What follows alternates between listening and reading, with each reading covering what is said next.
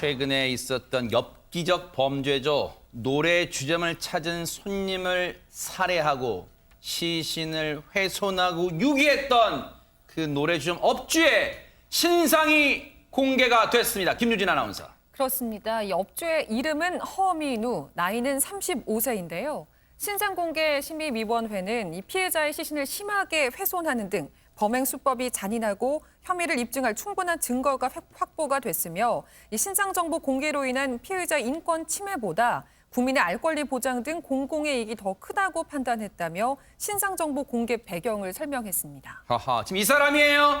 김유진 아나운서. 맞습니다. 아하, 지금 이 사람이 그 끔찍한 반인륜적 범죄를 저질렀습니다. 정말로 생각하기도 싫습니다. 어떻게 사람을 살해하고 시신을 훼손하고 유기까지 합니까? 정말로 악마를 보았다는 영화가 떠오를 정도인데, 그런데 범죄자의 신상을 공개하기까지 혹시 경찰의 고민도 있었을까요? 박성배 변호사님. 이 살인죄를 저질렀다고 피의자의 신상을 모두 공개하진 않죠. 특정 강력범죄 처벌법에 따르면 그 죄를 저질렀다고 믿을 만한 충분한 근거가 있는 사건 중에서 범행 수법이 잔인하고 피해가 중대한 사건이므로 재범 방지와 범죄 예방을 위해 필요한 경우에 한해서 신상 정보를 공개하게 됩니다.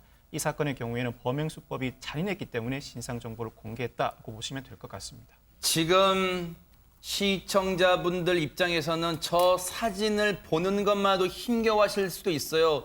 너무 오싹하잖아요. 그런데 이 짐승 같은 짓을 저지른 허민우, 당시 구속영장 심사에 출석했던 모습 보시고 이어가 보도록 하겠습니다.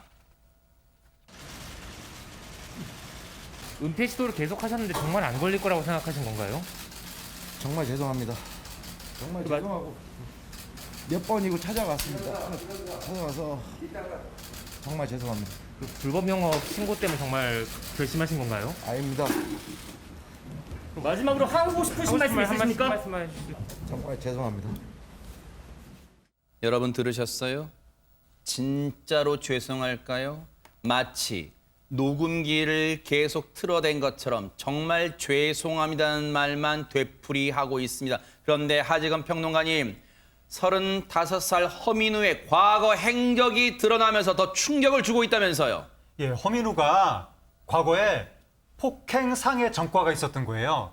그리고 10여 년 전에 폭력 조직으로 활동했던 그런 전력이 있고, 더 놀라운 게 뭐냐면 바로 작년 1월 달에 범죄단체 조직 및 활동 혐의가 인정이 돼서 징역 2년에 집행유예 3년을 선고받고, 그다음에 그때 보호관찰하고 120시간의 사회봉사 명령을 받았는데, 여기서 문제가 보호관찰이 기간이 아직 안 끝난 거예요. 아하. 2023년 2월 달까지가 보호관찰 기간인데 네. 그 기간 동안에 또 사람을 해친 겁니다.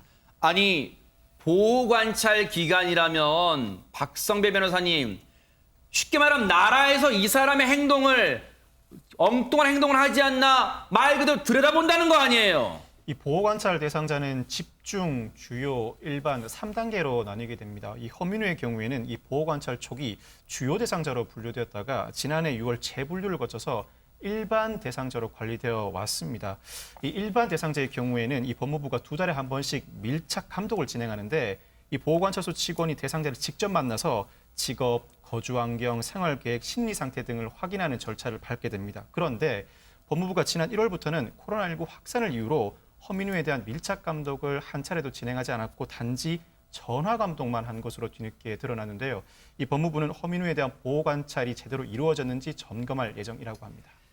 바로 이 대목이 이 사건에 있어서 아쉬운 대목이에요. 조금만 더 정부가 이 허민우라는 사람을 근거리에서 들여다보고 계속해서 관리 감독했다면 결과론이긴 합니다만 이런 끔찍한 비극이 일어나는 걸 막을 수 있지는 않았을까 하는 생각을 유족들은 할 수밖에 없습니다. 그런데 앞서도 말씀드렸지만요, 이 피해자분이 당시에 노래 주점 안에서 경찰에 신고를 했었잖아요. 안진용 기자님. 네, 사건이 발생했던 지난 22일 새벽 2시경에요. 이 40대 남성이 허민우와 술값으로 실랑이 벌이다가 112에 신고를 했습니다. 술값을 못 냈다고 얘기를 했는데 당시 종합상황실 근무자가 긴급 상황으로 판단하지 못해서 관할 인천 중부소에 출동 지령을 내리지 않았던 겁니다. 네. 이 인천경찰청은요, 112 상황실 근무자와 피해자의 대화가 담긴 녹음 파일을 분석을 하고요. 경찰의 초동 조치가 부실했는지 이런 신고 접수 과정 문제점에 대해서 점검할 계획이라고 합니다. 물론 당시에 112 상황실에 근무하면서 이 전화를 받았던 근무자도 지금 굉장히 괴로울 거예요. 이 상황이 이렇게 되다 보니까 굉장히 괴로울 거라고 추정합니다.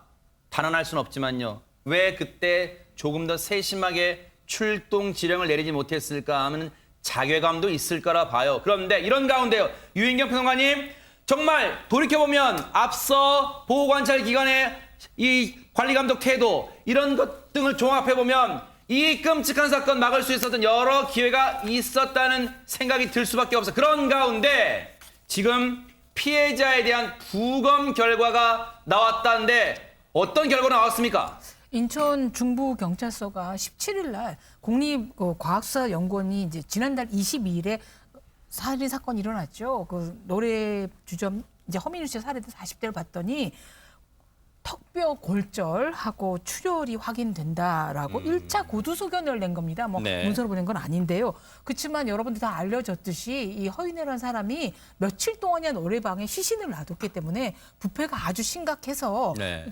보다 더 정밀한 감정이 필요하다라고 네. 경찰에 설명한 상태인데 이게 좀 제대로 밝혀지기를 바랍니다. 네.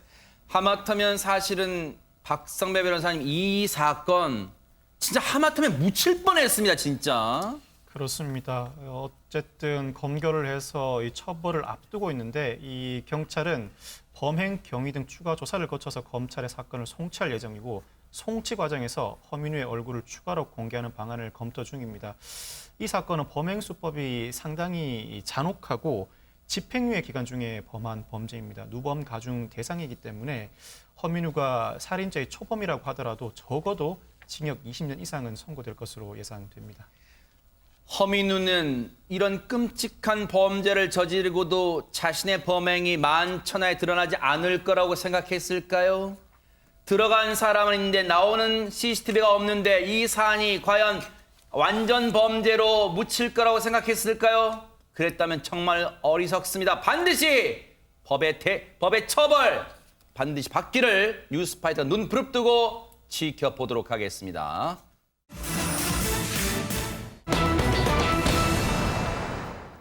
어떻게 우리 사회가 이런 일이 일어날 수가 있을까요? 김유진 아나운서.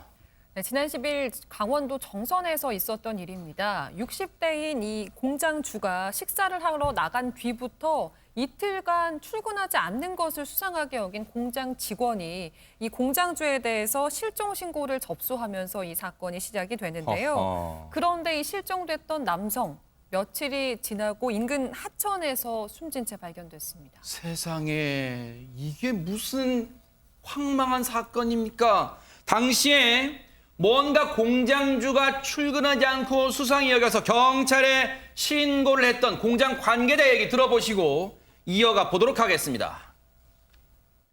이제 해장국집에서 밥을 먹고 5명이서 계산하고 그리고 이제 전화를 끊었다고. 전화를 끊어오니까 연락이 안 되니까 집에 가니까 집에도 없고 그래서 경찰에 신고. 호련히 연락이 두절됐던 공장주 세상에 인근 하천에서 발견됐답니다. 대체 무슨 일이 있었던 걸까요, 안진용 기자님? 이 60대 남성 함께 식사를 했던 지인에게 살해당한 겁니다. 세상에. 네, 함께 식사를 했던 지인은요, 동종업계에 일했던 50대 남성이었는데요. 이 60대 남성에게 알고 보니 10년 전에 이 설비 관련해서 대금을 빌려줬는데 이걸 받으러 왔던 겁니다. 그리고선 점심을 먹자면서 채무자인 60대 남성을 데리고 갔는데 식사 후에는요, 한 하천변으로 데리고 가서 차량에 있던 둔기로 때려서 폭행 후 살해했습니다. 그 다음에는 하천변 풀숲에 매장을 하는 극악무도한 짓을 벌인 겁니다. 세상에 지금 저 차량으로 이제 시신을 싣고 이동하는 장면이 고스란히 포착이 됐습니다. 관련해서요, 경찰 얘기 들어보시고 이어가 보도록 하겠습니다. 피해자한테 1억 5천만 원 받을 돈이 있다. 이렇게 해서 이제 찾아갔어요. 돈이 없으니까 이제 신랑이 한 거죠. 그렇게 하다가 너무 엽기적입니다. 박성배 변호사님, 식사를 같이 했던 인물이라면서요. 그렇다면 상상도 하기 싫지만 식사를 같이 하면서 머릿속으로는 대체 무슨 생각을 했을까 이런 생각도 듭니다. 변제를 받지 못하면 살인 범행까지도 예정했을 수 있을 것으로 보입니다. 그런데 이 사건의 경우에는 공범들이 존재합니다. 허허. 충격적인 사실은 이 공범들이 모두 10대라는 것입니다. 세상에. 바로 이 가해자인 50대 남성의 아들의 친구, 아들의 후배가 공범으로 이 사건에 가담한 것인데 실종 신고가 접수된 다음 날 경찰이 이 50대 남성 일행을 살인 등의 혐의로 체포합니다. 그런데 조사 초반에는 이들이 모두 혐의를 부인하면서 서로 엉뚱한 대답을 내놨다고 합니다. 그렇지만 경찰이 추궁을 이어나가자 이 50대 남성의 아들과 친구 한 명이 일부 범행을 털어놓았고 이 진술을 토대로 현장 조사를 거쳐 사건 발생 나흘 만에 피해자의 시신을 발견할 수 있었습니다. 여러분, 지금 이 얘기를 들으시고도 도저히 믿기지 않으시죠? 하재근 평론가의 범행에, 그것도 살인사건에 자기 자식을 가담시켜요? 그러니까 너무 황당한데 우리가 보통 아무리 어떠한 그 떳떳하지 못한 일을 하는 사람이라 할지라도 가족은 좀 이렇게 보호하려고 한다거나 분리시키려고 하는 그런 모습을 보이고 또 특히 자식한테는 자기의 그런 모습을 안 보여주려고 그러고 자식의 친구한테는 더더욱이나 그런 거는 절대로 안 보여주려고 그러는데 이 50대 남성 같은 경우에는 10대 아들을 데리고 가면서 또 10대 아들의 친구, 세상에. 10대 아들의 후배 이렇게 다 데리고 갔다는 거예요. 네. 그러니까 일종의 좀 위력을 과시하려고 그렇게 데려갔다고 하는데 뭐 어떤 목적이 됐건 간에 좀 너무 황당한 것이고 지금 아들 친구하고 후배가 주장하는 바에 따르면 우리는 어떤 일인지 모르고 그냥 가자고 해서 따라갔다 이렇게 지금 이야기하고 있거든요. 네. 그러니까 이들도 물론 범행에 가담했기 때문에 옹호할 수는 없지만 그래도 아무 생각 없이 따라갔다가 범죄자가 됐다면 진짜 이 50대 남성은 왜 도대체 이런 식으로까지 행동을 했는지 그리고 아들은 뭐 이게 그 무슨 일인지 알고 따라한 건지 모르고 따라한 건지 그런 것도 분명하게 좀 조사를 해야 될 것 같습니다. 부자 살인범, 아버지와 아들이 가담한 살인사건, 이 전말이 드러나면서 지금 지역사회가 충격에 빠졌다면서요, 유인경 평론가님.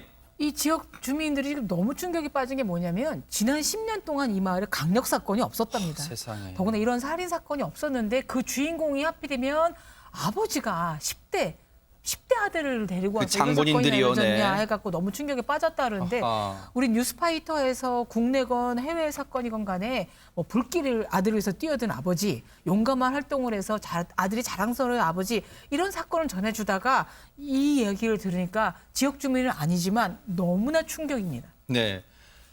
정말로 어처구니 없고요. 경악스럽습니다. 돈 때문에 사람을 죽이는 것도 경악스러운데 거기에 아들 친구, 그 친구의 후배까지. 박성배 변호사님.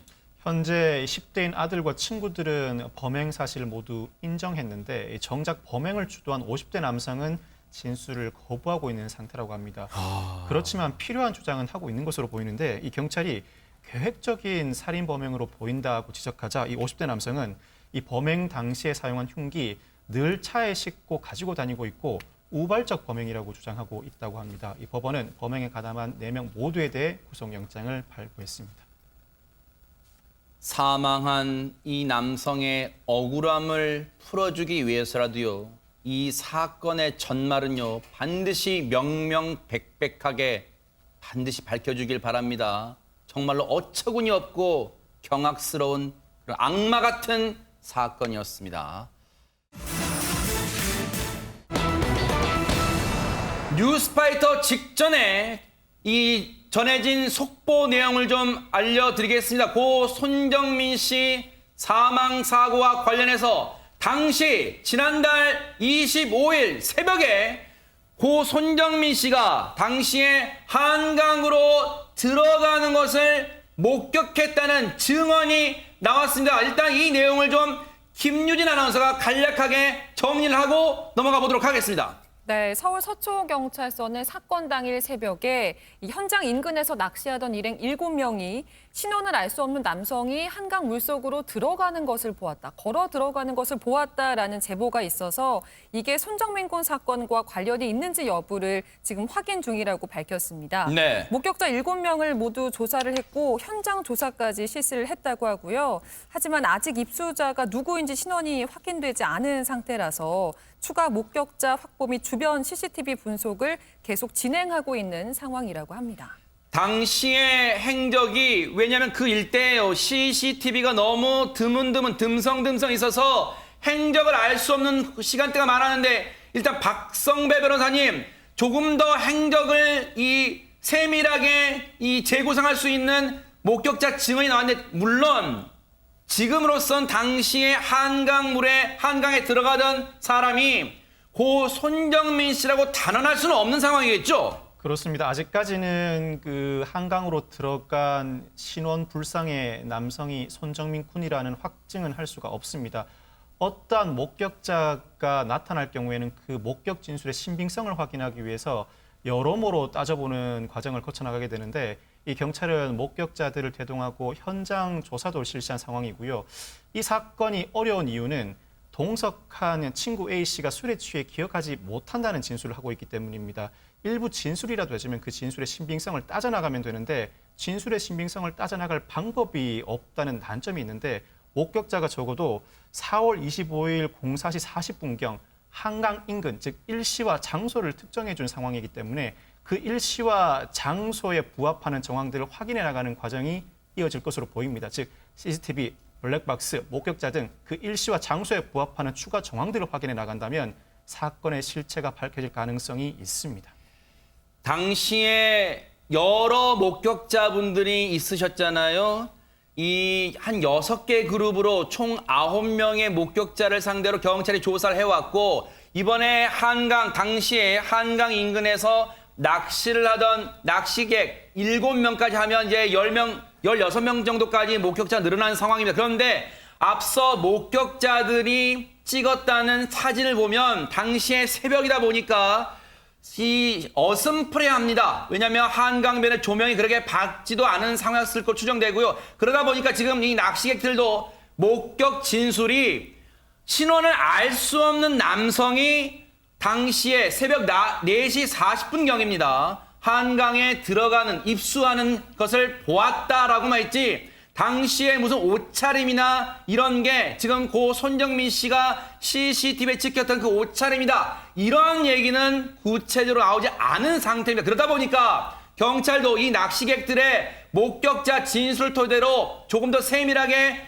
확인하는 과정이 있지 이걸 지금 당시에 고 손정민 씨다. 이렇게 단언하지는 않은 상황이고 지금 신중한 상태라는 점을 말씀드리고 지금 다음 얘기로 이어가 볼게요. 지금 이런 가운데 당시에 손정민 씨와 동석했던 동석자 A씨의 변호인이 언론 인터뷰, 오늘 MBN과 언론 인터뷰를 했습니다. 그 내용을 좀 짚어보도록 하겠습니다. 김유진 아나운서. 네, 그럼 어떤 얘기가 인터뷰에서 나왔는지 하나씩 시간의 순서대로 짚어보도록 하겠습니다. 먼저 누리꾼 사이에서 제기됐던 A군이 정민군의 성적을 질투했다라는 의혹에 대한 이 변호인의 답변인데요. 이 A군 측 변호인은 그럴 이유가 없다라고 주장을 하고 있습니다. 이 작년까지의 성적을 가지고 생각을 해봐도 A군이 성적 때문에 다른 동기를 지금 질투할 이유가 없는 상황이라고 밝혔는데요. 네. 올해는 지금까지 성적이 나온 과목이 딱 한 과목인데 그 과목도 굉장히 성적이 우수해서 이런 의혹을 받을 만한 이유가 없다라고 반박을 했습니다. 네. 굉장히 성적이 좋았다. 그래서 성적 탓으로 손정민 씨를 질투할 상황은 아니었다라고 얘기를 하고 있습니다. 그런데 사실 어제도 저희가 그런 얘기를 전해드렸습니다. 동석자 A씨 측이 처음으로 입장을 표명했었잖아요. 그런데 거기에도 그 입장이 나온 이후에도 또 다른 반박, 이 의혹이 제기된 게 뭐냐면 박성배 변호사님, 왜 현재까지 미궁 상태로 남아있는 당시에 새벽 3시 38분부터 약 42분간 정도 행적이 밝혀지지 않았는데 왜 이에 대한 입장은 없느냐 이런 지적이 또 나왔었죠. 이에 대해서 A군의 변호인은 그러니까 A군이 애초에 시간에 대한 기억이 없다고 반박하고 있습니다. 즉 A군은 처음 한강공원에 들어가서 자리를 잡는 순간까지는 어느 정도 기억이 남아있는데 그 뒤로 술을 추가로 먹은 시점부터는 단편적인 기억만 남아있다고 합니다. 따라서 정확하게 어디서 넘어졌는지 등에 대한 기억도 없고 단지 이 손군이 뛰다가 넘어지는 듯한 기억이 있고 본인이 일으켜주기 위해서 진행을 해가다가 경사에서 자신도 넘어졌다는 정도의 기억? 이 정도 기억만 있을 뿐이지 네. 시간 순서대로 어떠한 행위가 이어졌는지 정확하게 기억하지 못하는 상황이라는 것입니다. 네. 지금 이 얘기를 좀 볼게요. 보세요. 이 변호인의 얘기를 보면은 동석자 A씨의 옷이나 특히 신발에도 흙이 많이 묻었을 가능성은 있을 수 있다. 왜냐하면 보세요. 이런 상황에서 당시 저런 상황에서 일으켜주다가 손 씨를 일으켜주다가 본인도 흙이 많이 묻었다는 이야기를 지금 변호인에게 전했다는 거예요. 그런데 그럼에도 손정민 씨 아버지가 도저히 동석자 A씨와 그 부모님의 행동을 이해할 수 없다고 한 대목이 안지윤 기자님 왜 새벽에 다시 한강공원에 찾으러 갔을 때 자신들한테 손정민의 부모인 자신들한테 왜 연락하지 않았냐 이 부분이었잖아요. 네, 새벽 3시군에 이 A군이 자신의 부모에게 전화를 했죠. 그때 뭔가 문제가 있는 것 같으면은 손군의 부모에게도 얘기를 했어야 되는데 왜 하지 않았냐는 건데 이 부분에서 변호인은요. 이 새벽 3시에 전화를 굳이 손군의 부모에게 할 정도라는 인식 자체가 없었다는 거고요. 그냥 친구랑 둘이 술을 먹다가 만취했구나 그 정도의 생각만 했다는 거예요. 네. 게다가 한간에는 당시 이 A군이 부모와 30분 정도 통화했다는 내용이 또 전달되기도 했었는데 당시 실제로 통화한 시간은 2분 정도라는 겁니다. 이 30분간 통화했다는 내용은 잘못된 억측이었고 짧은 대화였기 때문에 위급 상황이라고 생각을 못했고 그래서 A군의 부모 역시 손군의 부모에게 연락을 할 생각을 못했다라고 얘기를 하고 있습니다. 자, 이 부분은 저희가 정확한 내용을 전해드린 차원에서 다시 한번 방금 그 답변을 전해드릴게요. 왜냐하면 양측의 주장과 의혹 제기를 팽팽하게 전해드리는 게 맞다고 보기 때문이다. 앞서 3시 반에 동석자 A씨가 부모에게 전화했을 때 보세요. 새벽 3시 반에 전화할 필요가 있는 상황, 즉 전화할 필요가 별로 전화를 해야 되나 그런 인식 자체가 없었다는 거. 인식 자체가 그때는 그냥 친구랑 둘이 내 아들과 아들 친구 손정민이 술을 먹고 있구나. 그래서 만취했구나 정도의 인식을 했다는 거예요. 그 다음 말 보여주세요. 그런데 일각에선 당시에 3시 반에 A군이 부모와 30분 정도 통화했다는 보도가 있었습니다. 그런데 지금 변호인은 당시 A군은 가족과 통화한 게 2분이 안 된다. 왜냐하면 이건 통화 내역을 보면 다 나오겠죠. 그리고 짧은 대화였기 때문에 위급한 상황이라 생각하지 못했다. 오늘 MBN 프레스룸 팀이 직접 변호인을 찾아가 인터뷰한 내용입니다. 그렇다면 이에 대해서 손정민 씨 아버지는 어떻게 생각하고 있을까요? 들어보시고 이어가 보도록 하겠습니다.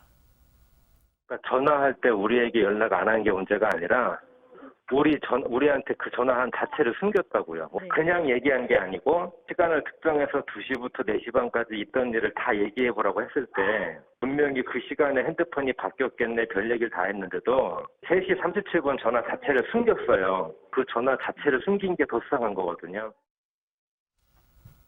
지금 이 얘기는 손정민 씨 아버지가 변호인의 얘기를 듣고도 명쾌하게 납득이 안 된다는 지금 그런 느낌입니다. 그런데 박성매 변호사님, 당시에 왜 좀 더 적극적으로 찾지 않았냐? 아마 이런 의혹도 제기가 되는 것 같습니다. 이 A군 측 변호인에 따르면 당시에는 누워있는 사람이 있을 것이라 생각해서 둘러보았다고 합니다. 즉 누워있는 사람 어디 없나 이렇게 저렇게 둘러보았는데도 사람이 보이지 않더라는 것이죠. 그때도 실종이라는 생각은 하지 못하고 집에 갔나라는 생각이 들어서 비로소 집에 갔는지 확인하기 위해 전화를 하게 된 것이다라고 해명하고 있습니다. 네. 사실 이 대목은 뉴스파이터가 무슨 손정민 씨 또 동석자 A씨 이쪽 저쪽 편을 드는 게 아니라요. 이 대목에서는 이런 생각은 해볼 수 있잖아요. 5시 새벽 5시 동이터는 어슴푸레한 그 상황이었습니다. 그 CCTV 보셨잖아요. 거기에 찾으러 갔는데 없었다면 정민이 잘 들어갔나요? 라고 전화는 그때는 할 수 있었잖아요. 근데 그 전화가 없었다는 거예요. 그런데 처음에는 실종됐나? 라고 생각한 건 아니고 집에 갔나? 라고 생각했다. 그래서 집에 갔는지 전화해서 확인을 한 거고 그런 상태 이후에 이제 전화가 이루어졌다는 겁니다. 그렇다면 앞서 CCTV를 보면요. A군 가족이 CCTV를 쳐다본 것 같다. CCTV를 찾는 거 아니냐. 이러한 의혹도. 왜냐하면 당시에 CCTV를 보면 행동만 있지 육성 같은 건 전혀 담기지 않았으니까 이런 여러 가지 억측 또는 의혹 제기가 나오는 것 같습니다. 그렇죠. 대부분 저렇게 되면 사라진 아이의 가족들에게 연락해서 정민이가 안 보입니다라면 그 부모님이 오시게 해야 되는데 이 A군의 부모가 같이 먼저 동석했다는 데서 아마 좀 의혹이 있는 것 같은데 이거 역시 그 A군의 변호사 말인데 가족이 와서 CCTV에 찍히게 된 거는 누워있는 사람을 찾으려고 좀 보폭을 크게 해서 하다 보니까 혹시 보인 것 같다 그러기도 하고 실제로 CCTV를 확인했답니다. 그거는 자기네들 찍힐까 봐 아니라 여기 CCTV가 있으니까 촬영이 됐을 수도 있겠구나. 그럴 수 있겠죠. 이 각도를 비추겠구나. 그렇게 이 각 비치고 아마도 정민이 모습을 볼 수 있겠구나 이렇게 해서 본 거지 특별하게 본인들이 CCTV를 없애기 위해서 한 건 아니라는 것이 변호인 측의 주장입니다. CCTV를 각도상 올려다본 이유는 지금 A군의 변호인 측 얘기로는 당시 A군 부모님들이 이 각도면은 이쪽 비출 수 있겠구나. 그런 차원에서 CCTV가 있는 곳을 올려다 봤다는 거예요. 이와 관련해서 그렇다면 손정민 씨 부친 아버지는 어떻게 얘기를 하고 있을까요? 들어보시고 이어가 보도록 하겠습니다.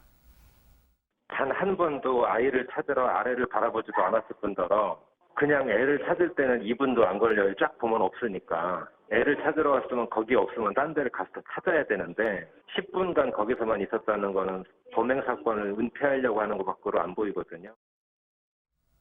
손정민 씨 아버지 입장에서는 분통하고 황망하고 억울하고 그런 심정이겠죠. 그래서 지금 상당히 동석자 A씨와 A씨 부모님의 행동에 대해서 납득이 안 된다는 입장을 견지하고 있습니다. 얘기를 들어보셔도요. 그런데 이제 의혹 제기, 손정민 씨 유족 측이 제기하는 의혹 중에 또 이런 것도 있었습니다. 왜 자신의 행동에 대해서 조금 이 캥기는 구석이랄까요? 뭔가 보호할 대목이 없다면 왜 변호인을 대동하고 경찰 조사 때도요. 또 변호인단을 선임했느냐 이런 의혹 제기도 있다면서요, 박성배 변호사님. 이 A군 측 변호인에 따르면 변호인단이라는 표현 자체가 부적절하다고 합니다. 이 당시에 A군과 이 부모가 동시에 조사를 받게 됨에 따라 각자 동석할 수 있는 변호사가 필요하다 보니 이 담당 변호사가 3명이 되게 되었다는 것입니다. 즉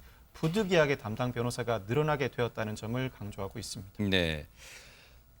혹시 억울해하는 부분, 지금 변호인이 저희 MBN 프레스룸 팀과 인터뷰를 하면서 억울해하는 부분은 그렇다면 없었을까요? 김유진 아나운서. 있습니다. A군은 경찰 조사를 회피하기는커녕 아주 적극적으로 임했다는 것이 변호인의 설명입니다.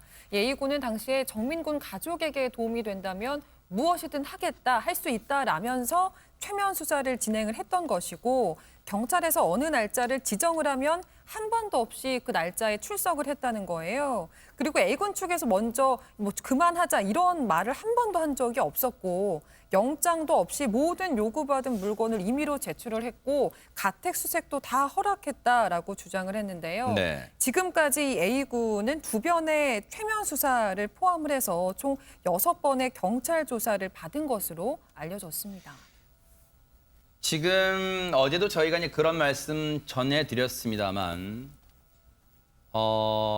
지금 희대의 사회 현상으로 번졌어요. 앞서 말씀드렸죠. 주말 사이에 한쪽에서는 비가 내리는 궂은 날씨에도 고 손정민 씨 사망을 추모하면서 그리고 이 사건의 진실이 밝혀질 진상 규명을 촉구하는 그런 집회가 비가 오는 날씨에도 열렸고 또 한쪽 온라인상에서는 동석자 A씨에 대해서 친구 A 보호 이 모임이라는 어떤 그런 가칭의 이 SNS 모임이 결성됐습니다. 그래서 지금 A씨를, 즉 A군을 향해서 너무 수많은 억측이 제기되고 있다는 그런 뉘앙스의 이 보호를 해야 된다. 이런 뉘앙스의 목소리도 커지고 있는 상황입니다. 그렇다면 지금 상황에서도 걱정해 볼 수 있는 게 안진용 기자님, 동석자 A씨 앞서 말씀드린 것처럼 경찰 조사 지금까지 6차례 받았다고 합니다.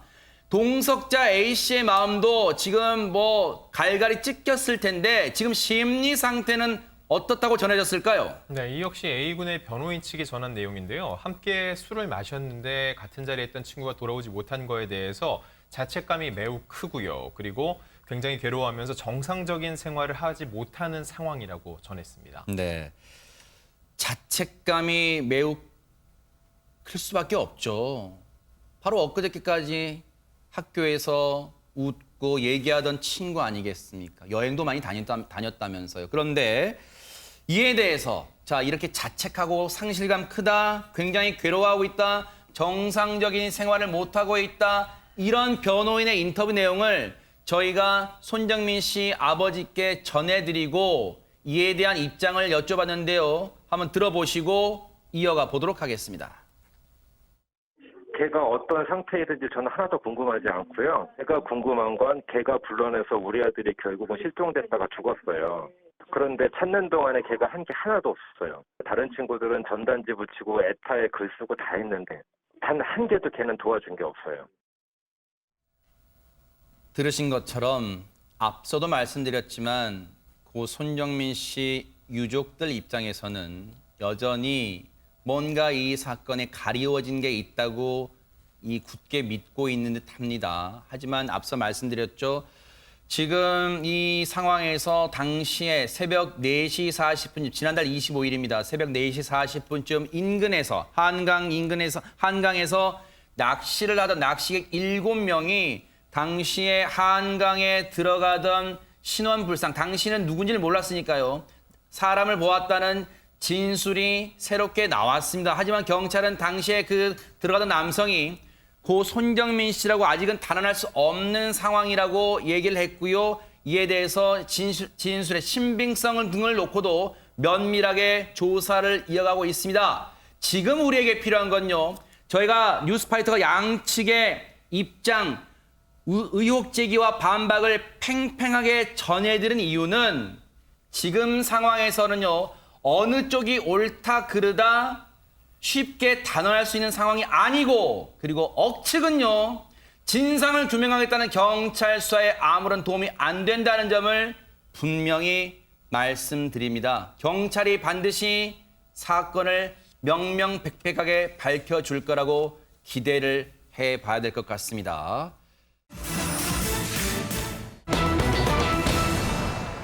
정말 송구합니다만 분위기를 바꿔보도록 하겠습니다. 오랜만에 소식을 들려준 분이 있습니다. 바로 누굽니까? 안진용 기자님. 네, 김호중 씨인데요.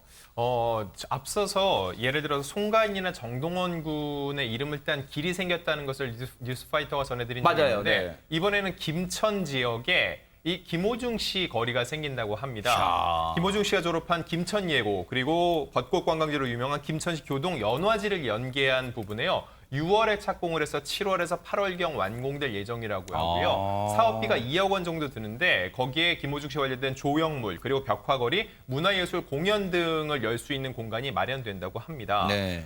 이거를 만드는 이유는요. 무엇보다 이 지역을 관광을 활성화시키겠다는 의미라고 볼 수 있고요. 그러겠죠, 네.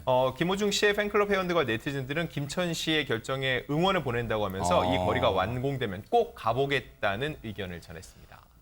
아마 시청자분들이 김천에 무슨 연고가 있게 김천에 김호중 거리가 생겼는데 김천 예고를 나오구나. 진짜 그 인연이 있습니다. 그런데 여기에 앞서 안진용 기자님 설명하셨지만 김유진 아나운서 여기에 길이 조성되면 와 관광객 인파 발 디딜 틈이 없을 것 같다는 생각도 듭니다. 맞습니다. 지금 김호중 씨가 사실 군복무 중이거든요. 그렇죠, 네. 그럼 이 군백기에도 불구하고 아직도 인기가 식지 않는 대단한 가수입니다. 네. 지난해 이맘때쯤 발표한 음원이 있었거든요. 나보다 더 사랑해요라는 곡이었는데 네. 이 음원 발매 1주년을 기념하고자 팬들이 나섰습니다. 지난달에 서울 삼정역을 비롯해서 동대문, 홍대, 광화문 등지의 전광판이 게재가 됐다고 하고요. 뿐만이 아니라 팬들은요, 이 좋은 날을 기념해서 선행 릴레이를 펼치기도 했는데요. 초록우산 어린이재단과 중증 장애인 시설 등에 기부를 했다고 합니다. 네. 여전히 지금 사회복무요원으로 열심히 이 생활하고 있다는 소식 간간히 들려오고 있는데 이 사회복무요원 열심히 하는 배경 그 밑바탕에 뭐가 있을까요? 정말로 이른바 찐팬들, 김호중 씨의 찐팬들 덕분이잖아요. 그러다 보니까 김호중 씨도 그 팬들을 위한 마음 정말로 이렇게 나타내고 있습니다. 한번 들어보시고 이어가 보도록 하겠습니다.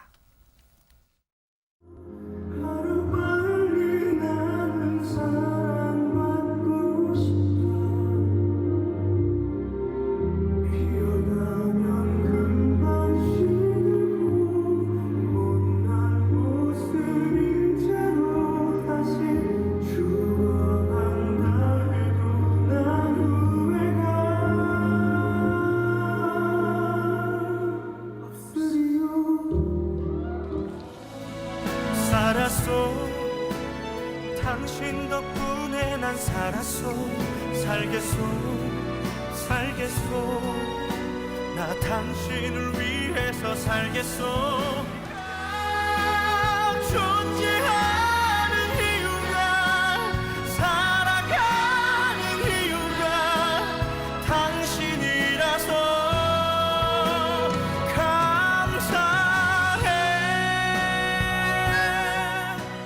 많은 분들에게 제가 해드리고 싶은 이야기가 담겨져 있는 곡이고요. 덕분에 제가 많은 사랑을 받고 당신 덕분에 내가 살았어 라는 그런 곡입니다.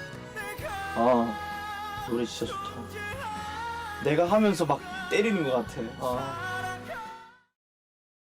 혹시 영상 보시면서 뭐야 사회복무요원 한다면 노래 다 부르네? 그게 아닙니다. 이거는 지금 사회복무요원 하면서 저런 활동하면 안 됩니다. 예전에 팬들을 위해서 불렀던 노래 다시 한번 팬을 생각하는 마음 여전하다는 걸 저희가 보여드린 거에 오해 없으시길 바랍니다. 그런데 하재근 평론가님 여전히 김호중 씨는 늘 그런 마음을 갖고 있는 것 같아요. 내가 있는 존재하는 이유는 팬 덕분이다. 그런 마음을 잊지 않는 것 같습니다. 네, 팬에 대해서 항상 그 받은 사랑을 보답하려는 생각을 한다고 하는데 특히 지금 김호중 씨가 군백기다 보니까 그걸 허전해야 하는 분들이 많거든요.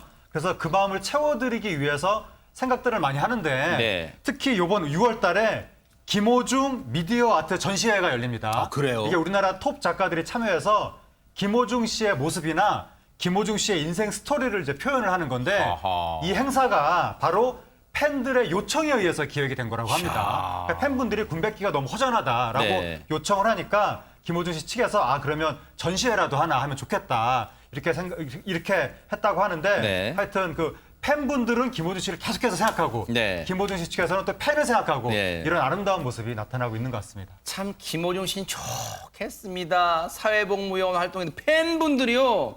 세상에 주인공은 없는데 팬분들이 이런 행사를 기획하고 마련하고 있습니다. 김호중 씨 정말로 이렇게 팬분들을 생각하는 마음 다정다감한 소유자였을까요? 관련 얘기 들어보시고 이어가 보도록 하겠습니다. 근데 호중이는 그럼 요즘 뭐 사랑을 하고 있나 아니면은 요즘이요? 사랑하고 있습니다. 노래를 사랑하고 마지막 사랑, 마지막 연애? 한 4년, 5년? 4년, 5년. 네, 이렇게 됐어요. 근데 워낙 이렇게 그 숫기가 없어가지고요. 예, 이성하고 이렇게 뭐 자리할 때도 좀 상대방의 불편을 느낄 만큼 좀 약간 말도 없고, 네, 좀 그런 분위기를 만들더라고요, 제가. 저는 자연스러운 만남으로. 연상 좋아하죠? 어떻게 하셨어요? 그거 봐. 나중에 꼭 만나게 된다면 저 바라보고 계셨어요? 저 바라보고 계셨어요?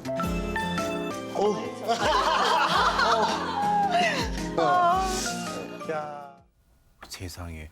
카메라 보고 저렇게 얘기하면 숫기 없대요. 그런데 유인경 평론가님, 마지막 연애가 한 4, 5년 전이에요. 근데 4, 5년 전과 지금의 김호중 씨는 완전히 인기면도 그렇고 다 다르단 말이에요. 그런데 혹시 사회복무요원 마치고 나와서 활동하다가 갑자기 저 연애합니다 그러면 팬분들이 하지마 그럴까요? 어떻습니까? 김호중 씨 팬들이 좀 성숙한 분들이에요. 아, 그래요? 그러니까 막 문화거리 조성도 하자 뭐 이런 얘기를 하시겠죠. 제 친구도 팬이 참 많은데. 그러세요? 그분들이 그러다 우리 호중이 우리 호중이 하고 싶은 거 다 해. 거기에 연애가 포함됐을지 모르겠지만 아하. 어쨌든 이제 뭐 30이 다 이제 지나가는 김호중 씨랑 당연히 연애를 해야 되겠는데요. 호중 씨가 이제 이상형을 밝혔는데 네. 고양이 같은 얼굴? 그거 어떻게 생긴 거예요? 야옹 하는 분이겠죠? 되게 네. 이렇게 귀여운 여성이 좋다고 하고요. 네. 또 특히 전에 인터뷰에서 밝힌 바에 따르면 맛있는 거 많이 해주고 싹싹하고 만약 김치를 담근다면 100포기씩 담그는 그런 사람이 좋다라고 하고 어른들한테 인사도 먼저 하고 야. 예의 바른 여성이 좋다 그랬는데요. 저는 이 말씀을 듣고 이제 배춧값 오르겠구나. 김호중 씨한테 잘 보기 위해서 지금부터 김치 100포기 한꺼번에 담는 네. 법을 연습하신 분이 많을 거고 네. 또 사위로 맡고 싶은 분들도 많더라고요. 그러시겠죠. 그래서 김치 정말 홍보대사로 꼭 올리지 않을까 생각이 듭니다. 네. 하지만 지금 팬들은 뭐 연애도 연애지만 하루빨리 건강하게 소집 해제되는 그날을 손꼽아 기다릴 것 같습니다. 안진용 기자님. 네, 사실 김호중 거리 조성 그리고 클래식 앨범 발표 이렇게 군대끼를 별로 느끼지 못하는데 게다가 팬들이 자발적으로 기부 운동도 하고 있잖아요. 그야말로 여자친구는 없지만 군바라지를 팬들이 해주고 있다고 볼 수 군바라기. 있고요. 하지만 그분들 입장에서는 하루가 1년처럼 느껴지겠죠. 정확히는 내년 6월에 소집 해제될 예정이라고 하고요. 그래요? 네, 이 사이에 기초군사 훈련을 받고 왔는데 최근에 훈련소 퇴소를 했습니다. 이 안에서 네. 3, 4kg 정도 쪘다고 하니까 이 얘기는 이미 체질에 맞게 잘 적응을 하고 있다는 얘기라고 볼 수 있습니다. 네. 그리고 사회복무 중에도요, 끊임없이 그 이유를 준비하고 있다고 하는데 접니다. 예를 들어서 훈련소에서도 가사를 많이 쓰면서 자신을 돌아봤다고 하고요. 팬들이 이 포크와 클래식을 잘 접목시키면 좋겠다는 편지를 쓴다고 하는데 원래 성악을 전공을 했잖아요. 그래서 트바로티라는 별명까지 갖고 있는데 이게 현역 복무든 사회 복무든 이 군 생활은 남자들에게 굉장히 큰 영향을 미치거든요. 그렇죠. 이걸 마칠 때쯤 되면 더욱더 깊이 있는 노래를 부르는 김호중 씨가 될 거라고 생각이 듭니다. 김호중 씨가 참 30대지만 속이 깊습니다. 왜냐하면 인기라는 게요. 자신이 노력하지 않으면 금방 날아가 버린 신기루 같은 걸 거예요. 그런데 그걸 본인이 알고 있습니다. 그래서 계속 사회복무요원 활동하면서 부단히 자신을 갈고 닦는 것 같은데요. 관련 영상 보시고 이어가 보도록 하겠습니다. 저는 루치아노 파바로티라는 성악가 때문에 노래를 시작했거든요. 네, 알아요. 원래 김범수 선배님 노래들 CD 사러 갔다가 파바로티 음악을 듣고 너무 이 사람처럼 노래를 하고 싶은 거예요. 이 성악이라는 제가 배운 음악을 가지고 진짜 좀 많은 호흡을 할 수 있는 가수가 되고 싶다라는 생각을 어릴 때부터 굉장히 많이 했던 것 같아요. 그래서 포크 음악이라든지 7080 이런 음악을 원래 옛 가요들을 좀 많이 좋아했었어요. 성악으로 시작했지만 좀 대중성이 있는 또 장르에 구애받지 않고 싶어서 최백호 선생님처럼. 김호중 씨 사회복무요원 활동이 한 1년 조금 더 남았네요. 건강하게 잘 마치기를 또 팬분들과 함께 기원해 보도록 하겠습니다. 그런가 하면요. 김호중 씨를 평소에는 삼촌 이렇게 불렀던 이 사람이라는 게 조금 표현이 그렇습니다. 이 사람의 인기도 지금 여전히 상승하고 있답니다. 김유진 아나운서. 맞습니다. 아기의 호랑이 김태현 양 얘기인데요. 태현 양이 트롯 경연 내내 대단한 집중력과 노래 실력으로 많은 인기를 얻었습니다. 그리고 그 인기에 힘입어서요. 최근에는 정읍시 홍보대사 그리고 전북 부안군의 관광 홍보대사로 위촉이 됐다고 하는데요. 네. 그중에서도 특히 부안이 이 태연군의 고향이라고 하더라고요. 아, 그래요? 이 고향의 관광 홍보대사로 위촉됐으니까 얼마나 영광스럽겠어요. 네. 이 태연 양은 앞으로 이 부안의 매력을 널리 알리는데 늘 앞장서겠다라고 밝혔습니다. 네. 사실 김태현 양, MBN 보이스트롯이 나온 정말 걸출한 스타 반열에 오른 인물인데요. 그런데 사실 10살에 지금 태연 양입니다. 10살. 그러니까 한 3학년쯤 됐겠죠. 근데 말만 똑부러진 게 아니라 실력도 지금 일취월장하고 있다는데요. 한번 영상으로 확인해 보시고 이어가 보도록 하겠습니다.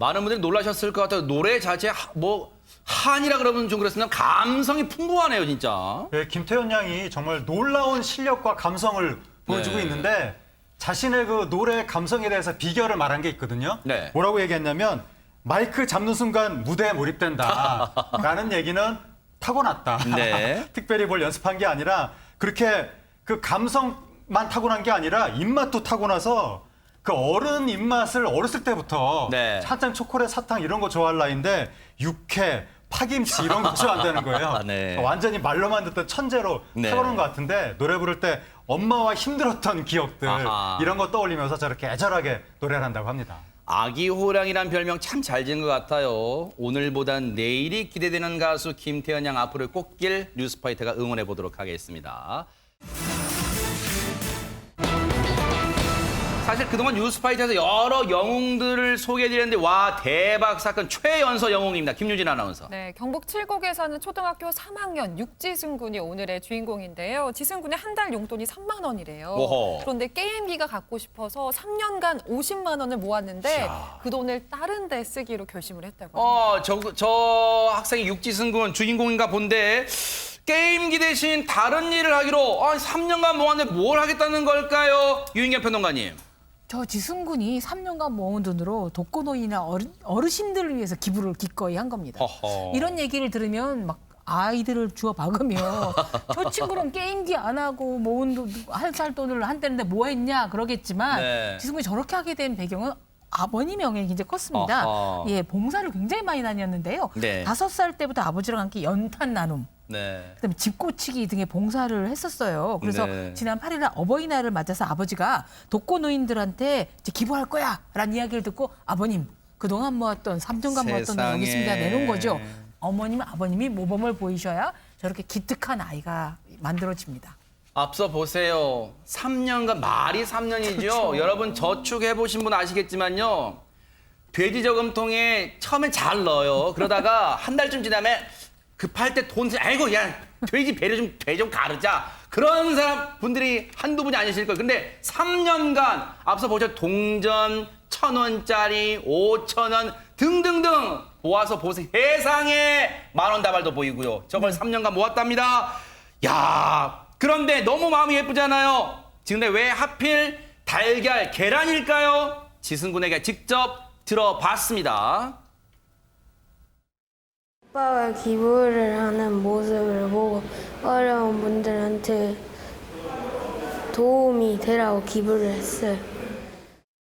게임기는 나중에 사도 되니까 기부하는 게 맞다고 생각해서 했어요. 영양가가 풍부해서 제가 좋아하는 달걀을 먹고 힘이 됐으면 좋겠어 기부를 했어요.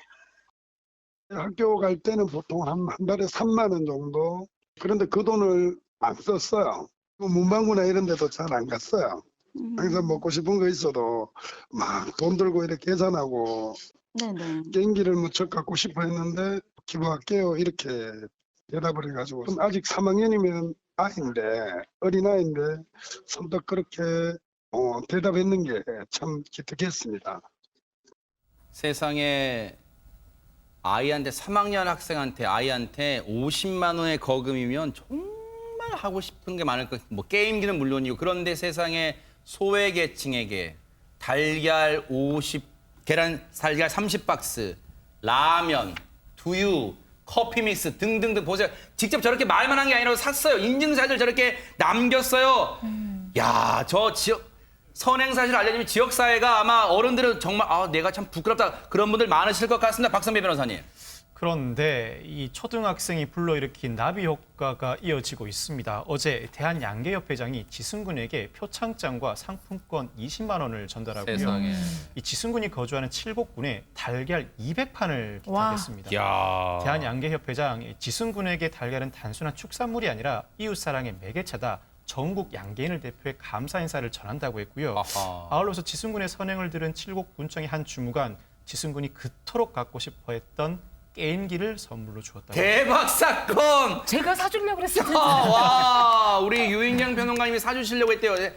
아니 어쨌든 선행하면서 일석이조가 됐으면 게임기도 생겼어요. 김유진 아나운서. 그렇게 생각할 수도 있지만 지승군은 사실 게임기를 받게 될 걸 생각하고 지금 이 선행을 한 게 아니었잖아요. 맞아요. 제 마음이 나쁜 마음이네요. 죄송해요. 네. 그러니까 정말 대단하다라는 생각이 드는데 그런데 지승군의 선행이 여기서 끝이 아니었습니다. 앞서서 박성배 변호사님 설명해 주셨지만 대한양계협회로부터 20만 원의 상품권 받았잖아요. 이것도 기부를 했다고 합니다. 아하.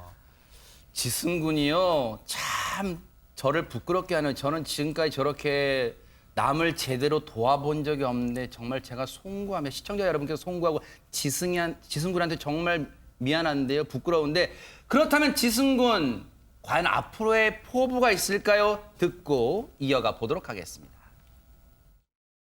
제 돼지 저금통에 모으고 있어요. 그거 모아서 또 기부할 거예요. 똑같이 계란으로 기부할 거예요. 기부하면 기쁘니까 막 신나고 해요. 세상에 어떻게 저런 멋진 얘기가 나오죠. 하지만 평론가님 기부의 참맛을 알았답니다. 세상에.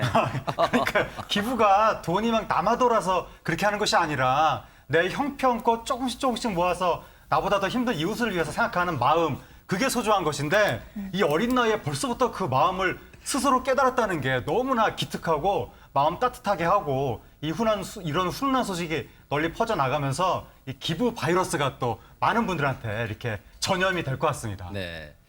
지승아 정말 고마워. 덕분에 우리 사회가 참 밝고 훈훈해졌어. 정말 고맙다.